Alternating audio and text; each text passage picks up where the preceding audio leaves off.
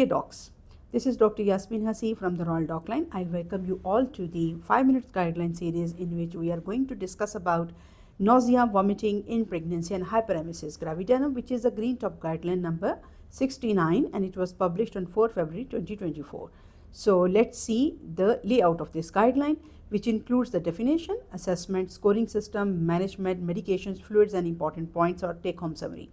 The definitions of the nausea vomiting of the pregnancy is the onset which occurs before 16 weeks of the gestation, and of course other causes of the nausea and the vomiting have been excluded. Hyperemesis gravidarum starts very early in the pregnancy, and it is an inability to eat and drink normally and strongly limits the daily activity of the living. Signs of dehydration are contributed to the diagnosis. These are the guideline definitions. Then how you diagnose it with the help of the PUQE quantification score, which is an index, and this has been a score of PUQE-24 score. It has got a mild, moderate, and the severe, and the numbering has been given, which has been based upon the symptomatology which the patient has in the last 24 hours.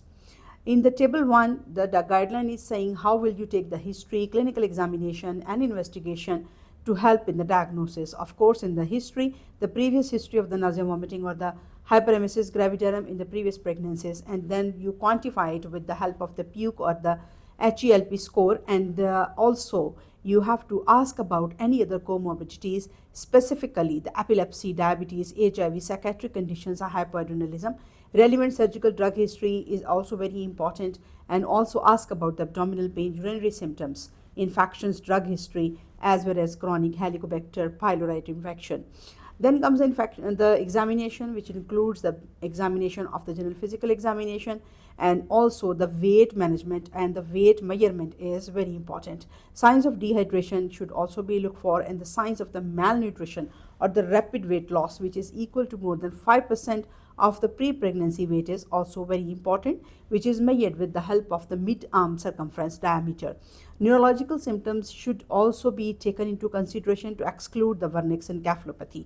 Then investigations, along with the other investigations, you have to know about the urea electrolytes, specifically the hypokalemia, and also the full blood count, glucose levels, and the ultrasound scan related with the pregnancy to exclude the trophoblastic diseases or the multiple pregnancy, as you all know. In cases of the refractory cases, or there is a history of the previous admission, always check for the thyroid function test, liver function test, calcium phosphate, amylases to exclude the pancreatitis, as well as venous blood gases, which is VBG. This is not ABG. Please remember this. This is important in the guideline. Then comes Appendix 3, the recommended antiemetic therapies and the dosages. These are first line, which includes the doxycycline, pyridoxine, cyclazine, prochlorperazine, promethazine, chlorpromazine. Second line is a metoclopramide, domperidone, ondansetron is very important, but ondansetron, remember, is associated with the constipation.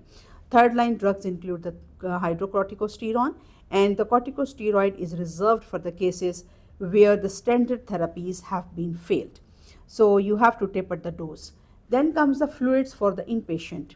The fluids include the normal saline, and remember that the dextrose fluid is not recommended for the hyperemesis gravidarum. The mental health is very important in such cases, because the people, they get the problems with the anxiety and depression, as well as the psychiatric illnesses in such cases. So always remember, you have to involve the multidisciplinary team management, including the psychiatric input if there is a doubt about the mental health of the patient, and the support group recommendation is also very important. The important points which are to be covered in this guideline, they have said that if the therapies have been failed to sufficiently manage the symptoms, then enteral tube feeding or the parenteral treatment should also be considered with the involvement of the gastroenterology, and also take care that this patient is also at the risk of having the anxiety, post-traumatic stress disorder postpartum, and there is a chance of the recurrence in the next future pregnancies. The lifestyle, dietary modification, and antiemetics that were useful in the index pregnancy is advisable to reduce the risk of nausea and the vomiting pregnancy in the recurrent pregnancy. Summary is that nausea and the vomiting affects about 90% of the pregnant patient. However, the hyperemesis occur in 0.3 to 3.6%. Ketonuria is no more an indicator of the dehydration, and this is not included to assess the severity of dehydration. 10% of the women with hyperemesis will terminate a wanted pregnancy due to the condition, and the women with the nausea vomiting of the pregnancy and the symptoms which are present in the late second or the third trimester should be offered a serial scan to monitor the fetal growth. And dextrose containing solutions can precipitate the vernix and encephalopathy. And also remember, ondansetron is associated with the orofacial clefts but in the children. However, this is seen only in 14 out of 10,000 population. And in the thromboembolism, the score for the hyperemesis gravidarum is 3. So I hope so this guideline will be helpful, and if you like our videos and the 5 minutes guideline series, please subscribe to our channel and share it with your friends, and let me know what other important guidelines would you like me to make more videos for you. Goodbye.